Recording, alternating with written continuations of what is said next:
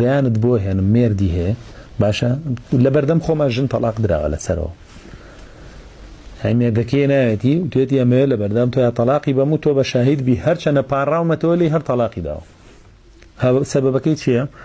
وەڵا لەگەڵ کوڕێکی گەنجا مۆبایل گرتومە خەریکی دڵداریە کوڕە گەنجەکە یعنی ئەگەر سێرم کردووە ئافرەتەکە 35 ساڵ بووە 30 ساڵ بووە کوڕەکە 18 ساڵ 19 ساڵ 20 ساڵ خەریکی دڵداری بووە لەگەڵی بۆ لەبەرەوەی سێرم کردووە مێردەکەیشی لەو پیاوتر نییە باوەڕکە مێردەکەشی لەو پیاوتر نەبووە این سێرەکەی مێردەکەی وەڵام من بە 15 ڕۆژ ناچم بەلایە و مەجالم نییەمانە ئێدیتر خەڵگە چێ بەلایە بووت خەڵگە چێ بەلایە بووت ئیمامی عومەر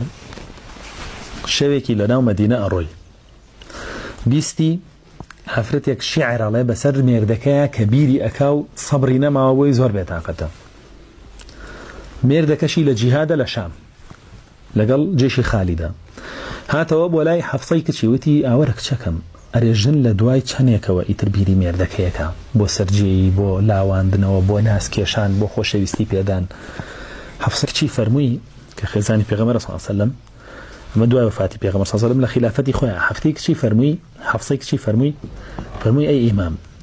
ئەمیری ئیمانداران تۆ بەم شەوە درەنگە هاتووی دیارە ئەم شتە پێ زەرورە بۆیە هاتووی پێتەڵێم ئافرەت لە دوای تێپەڕبوونی نیوەی تۆهڕەکەی یعنی کە پاکە بێتەوە لە حەیضیتر 15-20 ڕۆژۆناوە و دەوردەیتر بیریەک پیاوەکە فەرمی ئیمامی عومەر ئەی لە چەند ئایتر خۆی پێناگیرێ فەرمی تا 3 مانگونی ئیتر خۆی پێناگیرێ تر خۆی پێناگیرێ مەگەر ئافرەتە زۆر متەقی بە ئیگنا خۆی پێناگیرێ